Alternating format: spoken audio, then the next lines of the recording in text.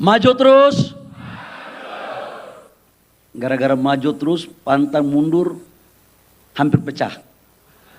Karena slogannya ini ngeri. Ini sama dengan kalau orang timur, pele putus, melintang patah. Kira-kira begitulah, beda-beda tipis. Bismillahirrahmanirrahim. Assalamualaikum warahmatullahi wabarakatuh.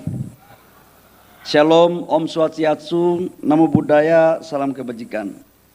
Yang saya hormati dan saya banggakan, Ketua Umum Depina Soksi yang fenomenal, Bapak Muhammad Misbakun. Kita berikan aplaus. Saya tadi Pak Iman tadi menyampaikan ada aspirasi ya. Pak Misbakun ini sekarang di dalam rapat-rapat internal kami di lingkaran itu, namanya luar biasa loh. Jadi tanpa saya harus ngomong pun, ibarat bunga melati itu harumnya nggak pernah berhenti gitu kira-kira.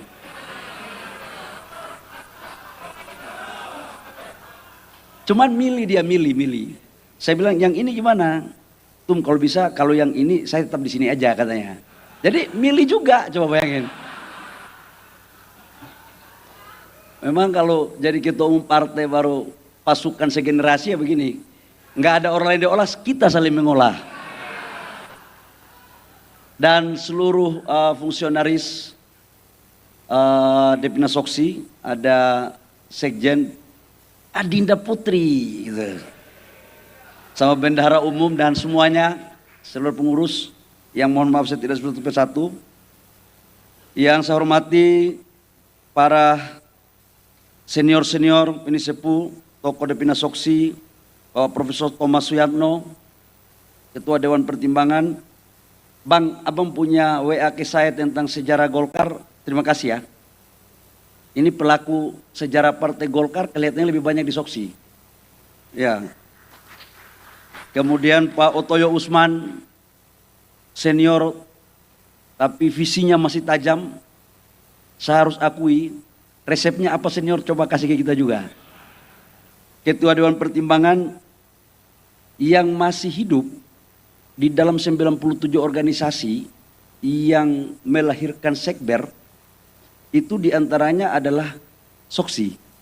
Dan Soksi itu yang tanda tangan dari 97 organisasi yang mewakili Soksi adalah Pak Otoyo Usman. Jadi tidak semua kino itu yang mendirikan sekber. Enggak semua. Tapi kino yang sah dan masih ada orangnya yang melahirkan sekber adalah Soksi. Jadi saya juga heran kenapa nggak mau dipersatukan, itu saya juga bingung. Padahal Soksi ini kan paten kali itu. Ngeri. Pak Bomber Pasaribu, Ketua Dewan Pakar, yang saya hormati para senior-senior Soksi yang mohon maaf saya tidak satu persatu. Ada teman-teman yang ikut di pengurus Partai Golkar yang hari ini hadir, Saudara Sekretaris Jenderal Partai Golkar, sekaligus Ketua Fraksi Bapak Muhammad Sarmuji. Jen, kau juga di Soksi enggak? Enggak juga? Bagi-bagi. Kau di apa Jen? Apa-apa? Oh itu waktu 97 organisasi yang mendirikan sekber, memang waktu itu belum ada namanya, belum ada. Itu menurut buku Imam Pratikno. Ya itu bukan menurut saya, itu buku Imam Pratikno. Dan sudah diverifikasi oleh Prof. Thomas Suyatno.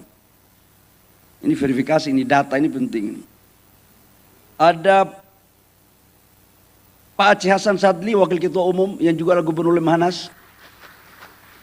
Gubernur tanpa pilkada. Anak buahnya bintang 3. Heran, kuliah di agama kok mimpin gitu Lemhanas. Inilah Golkar ini. Yang saya hormati, siapa lagi nih Sekjen? Banyak kali. Teman-teman fraksi Partai Golkar yang dari DPR ini yang hadir, Bapak Daniel Mutakin yang saya hormati, Ketua DPD Golkar Provinsi Jawa Barat, dengan calon sekretarisnya tadi. Oh, begitu Golkar itu bertanding untuk bersanding. Itu. Jadi boleh kita kompetisi, selesai rangkul. Nggak boleh, kita ini menuju masa depan yang lebih baik, hanya satu aja rumusnya, harus kompak. Itu. Yang saya hormati teman-teman FPG DPR Provinsi Jawa Barat dan Kabupaten Kota, Ketua Penyelenggara Bapak TB Imam Aryadi, dan Ketua Panitia Pengarah serta Ketua Panitia Pelaksana. Yang saya hormati, saya banggakan dan saya muliakan teman-teman Ketua, kalau daerah apa? Depidar Soksi seluruh Indonesia. Kita ini Pak Misbakun boleh gagah, tapi yang bertarung di lapangan itu teman-teman ini. Jadi mereka lebih hebat daripada kita. Angkat dulu barang ini. Bapak Ibu semua yang saya mohon maaf tidak sebut satu persatu. Saya mau cerita sedikit dulu. Ini tadi 3 orang yang muncul di sini, Pak Iman, Hakim, sama Risman. Pak Ketua Badan Saksi, Kepala Badan, Kepala Badan Saksi Partai Nasional Partai Golkar, Bapak Sahmud Basri Ngabalin. Sekretaris Eksekutif Partai Golkar. Jabatannya pun dia sendiri yang memilih. Memang agak sedikit ini. Saya mau cerita sedikit 3 orang tadi. Ini ada ceritanya. Dulu saya calon ketua umum AMPI. Pak Iman ini ketua AMPI Banten, anggota DPR, Komisi 2, Bang ya. Waktu itu saya dikepung. Tapi dia tetap milih saya. Itu loh. Milih saya nih. Jadi ada sejarah. Karena dia milih saya, tetap abang kopaten. Yang kedua, Pak Hakim. Ini Pak Hakim ini ada sejarah jelek juga. Saya bendahara Partai Golkar di Papua. Pemilihan gubernur kalah. Dia datang bilang, Pak Bendahara, Golkar Papua kita musdalup. Musdalup, benar kan Pak Hakim kan? Jadi memang waktu itu tidak ada kesalahan, hanya karena kalah pilkada kita dimusdalupkan. Bayangkan itu, begitu kuatnya itu DPP. Bayangkan, nggak ada pelanggaran. Ketua Golkar Papua kalah dalam pilkada, belum selesai putus di MK, langsung dimusdalupkan duluan. Tapi saya tanya Bang Hakim, kenapa? Perintah ketua umum. Saya juga baru tahu bahwa ketua umum begitu hebat sekali. Jadi saya suruh kalau ajar saya waktu dulu, sekarang sama Ikar. Ini ajaran kan, ajaran. Nah, Risman ini teman saya juga, satu organisasi. Ini kepala melawan dulu. Tapi sudah masuk Soksi, kelihatannya kau sudah kembali ke jalan yang benar. Bapak Ibu semua, saya kenapa menceritakan ini? Ini kaitannya dengan Soksi. Dari buku yang saya pelajari, bahwa Soksi ini salah satu organisasi yang ada pada garda terdepan untuk melakukan perlawanan dari satu kelompok masyarakat elit politik yang ingin merubah ideologi Pancasila menjadi ideologi komunis. Ini sejarah. Dan atas dasar sejarah itu kemudian Soksi masuk di berbagai segmentasi, termasuk karyawan, buruh-buruh, dan semuanya. Dalam prosesnya, kemudian Soksi bergabung dengan 97 organisasi melahirkan Sekber. Dan saluran politiknya kemudian melahirkan satu kekuatan politik baru yang tidak terafiliasi dengan partai politik, tapi dia dengan golongan yang namanya Golkar, untuk menyalurkan aspirasi politiknya dalam rangka mewujudkan apa yang menjadi tujuan dan cita-cita daripada negara kita. Nah, saya juga membaca waktu Pak Suhardiman dulu ketika menghadap Bung Karno ingin memajukan musyawarah pertamanya, MUBES pertama. Itu menghadap Pak Bung Karno. Melakukan lobby, jadi Pak Suhardiman ini juga lobbynya paten juga waktu itu kan. Bung Karno memberikan 2 syarat mutlak.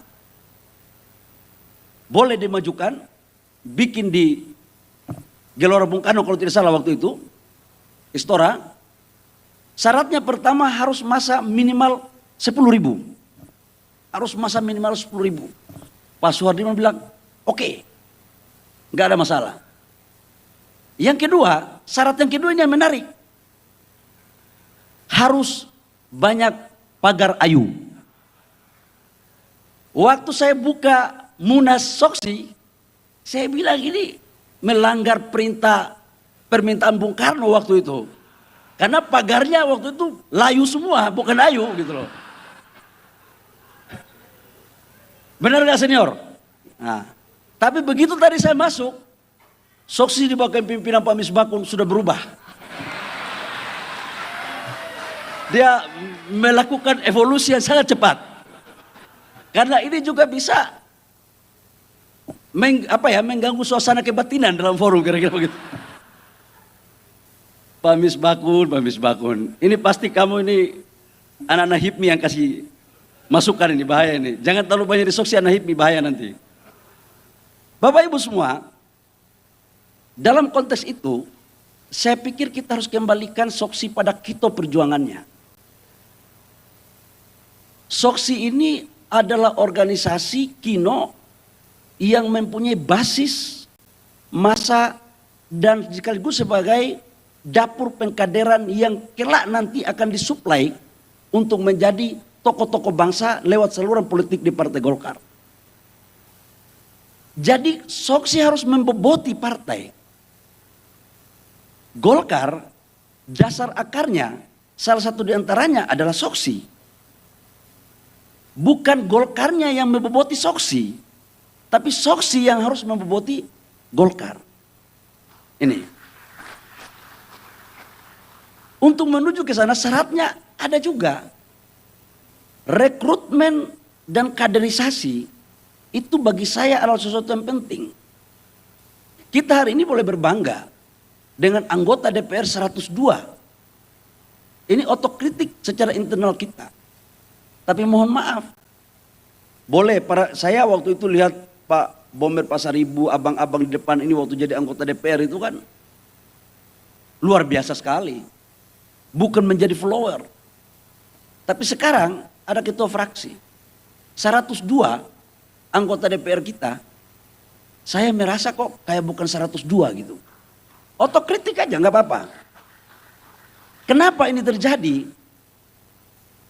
Karena dapur-dapur pengkaderan yang dimiliki oleh Partai Golkar lewat kino-kinonya, menurut saya sudah keluar daripada kito tujuan awal untuk memberikan kontribusi. Jadi ini yang saya ingin untuk kembalikan itu. Orang di Golkar itu bukan baru mau belajar bicara lagi. Belajar bicaranya ya di organisasi pemuda dan di kino-kino.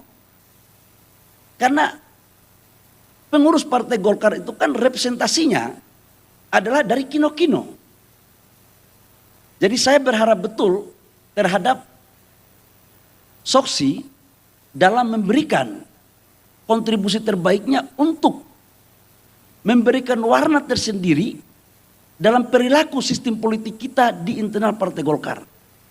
Ini agak serius ini. Yang tadi itu agak lucu-lucu tapi ini agak serius ini. Ketika kino-kino seperti Soksi tidak memposisikan secara maksimal, maka itu sama dengan kita sedang melemahkan Partai Golkar dalam proses peningkatan kualitas kader. Jadi Saya jadi ketua umum partai, bukan berarti saya nggak belajar, saya belajari betul sejarah dari masing-masing kino-kino ini. Nah, saya bersyukur yang jadi ketua umum adalah Pak Misbahkun. Karena visi politik dan visi ekonominya itu menurut saya dari pimpinan-pimpinan komisi yang ada di Partai Golkar di komisi-komisi yang ada, Pak Misbahkun yang menurut saya adalah ketua komisi yang paten. Enggak, serius, ini bukan ngolah ini. Ngapain saya ngolah? Biasanya kan kita ngolahnya yang sono gitu. Masa gue ngolah Pak Misbahkun gitu kan. Tapi ini serius. Dan saya pingin ada kompetisi sehat. Ini di Partai Golkar kita akan bikin kompetisi sehat. Partai Golkar ini adalah partai yang inklusif. Karena memang hakikatnya dilahirkan dari sebuah proses perenungan panjang yang dilakukan oleh tokoh-tokoh bangsa yang melibatkan semua masyarakat dari Aceh sampai Papua, tidak membedakan agama, tidak membedakan suku, dan tidak membedakan kasta. Dan menurut saya juga tidak benar kalau kemudian yang akan memimpin Partai Golkar itu adalah darah biru. Siapa aja, darah siapa aja. Dan malam ini darah saya darah merah sama dengan Soksi. Itu. Ketika kita membangun dikotomi dalam sebuah pola kepemimpinan politik di Partai Golkar, itu sama dengan kita menutup peluang baru dalam rangka meningkatkan kekuatan basis politik kita. Dan saya pikir Golkar lahir sebagai instrumen penengah untuk menyambung dari semua sekat-sekat itu. Kita tidak boleh berada dan diposisikan sebagai partai yang membangun dikotomi. Nah, dalam perspektif itu Bapak Ibu semua, saya mengapresiasi sekali lagi kepada Soksi bahwa hari ini sudah melakukan Rapimnas dan Rakernas.